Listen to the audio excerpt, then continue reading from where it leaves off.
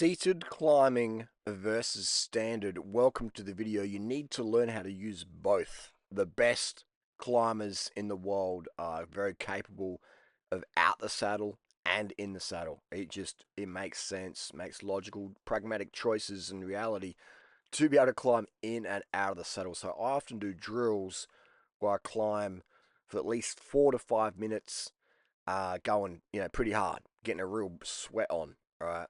Getting a sweat on, just picking a gear and just sitting out the saddle, just until your whole body is absolutely burning. You can see the blood flow, the pump I'm getting just from being out the saddle. My arms are pumping, my chest is get pumping, the delts are popping, my legs are, and I'm just every muscle is being activated. Then as soon as I sit down in the saddle, my upper body weight is sort of supported by my pelvis, and we're just pushing with the legs and very, very minimal upper body activation.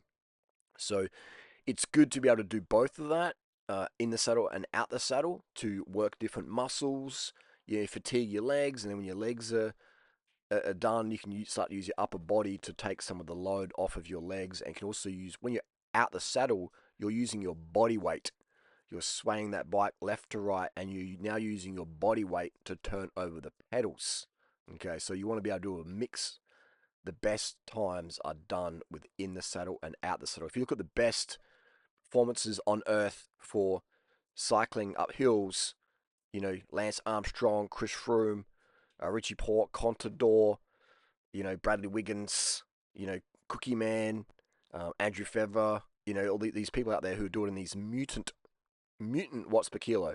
People say, oh, they all use drugs, blah blah blah, whatever. It's a technique, all right? It doesn't matter about the drugs. I mean, obviously the drugs is part of the game, but the technique, right? It's the open mouth. It's the in the saddle, out the saddle, in the saddle, out the saddle. It's the technique, okay? So that technique applies to everyone. Just like if you're doing bench press, there's a certain technique you use to leverage your body. If you're a runner, there's technique you use that enhances your biomechanics. So that's what we're looking for. We're looking for the peak biomechanics of climbing.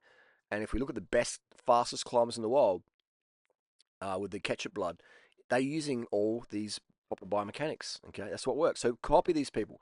Copy the fastest climbers in the world. The names I just mentioned, and there's others as well. Valverde, and there's plenty of names. There's a long list of climbers, but they all, with one thing they all have in common. People say, oh, drugs. Yeah, what? It's the technique. It's the biomechanics. Okay, if you can have the best drugs in the world, if you don't have the biomechanics going, you're going to leave what's on the table, aren't you?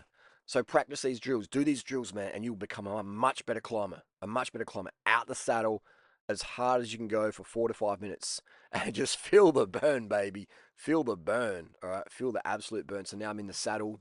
I'm just burning in the saddle here, still pushing the watts, and just love that feeling of that lactate just flooding the body. My body's like saying stop, stop, stop, stop, stop, and I'm just ignoring it. I've got no painkillers in my body.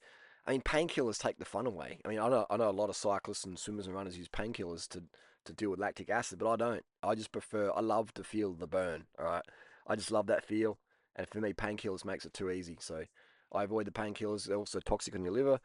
I understand they're part of the deal, but for me, I'm not against PEDs, but for me, painkillers are just, yeah, nah, it's too harsh on the liver, etc. Anyway, so that's the deal. I love the feeling of the burn. It makes the stop at the top even more rewarding. You can see I'm changing my upper body, get more oxygen in there, get those ribs opened up, that those intercostal muscles relax and open, and minimal weight on my hands there. So yeah, just trying out different bike position experiments, and your body's dynamic. It's always changing, so you got to make sure your bike fit is dynamic as well, and mark your seat height, etc. But above all, have fun, get out there, sweat, motherfuckers, sweat, breathe, man, open mouth breathing, and it takes 3 kilos of oxygen to burn 1 kilo of fat. So people out there, I want to get lean, Harley. And it's like, when's the last time I rode out the side of a hill? Oh, I don't do that. I don't do that. I like being fat. That's the video. Thanks for the support, and we'll see you on the road. That's the homework. Out the saddle for 4 to 5 minutes minimum. If you can go longer, go longer. Make sure your gears are tuned so your chain doesn't slip, and make sure your cleats are in good condition. This is obviously a lot easier if you do have clip-in shoes. If you've got sneakers on, it's a lot harder.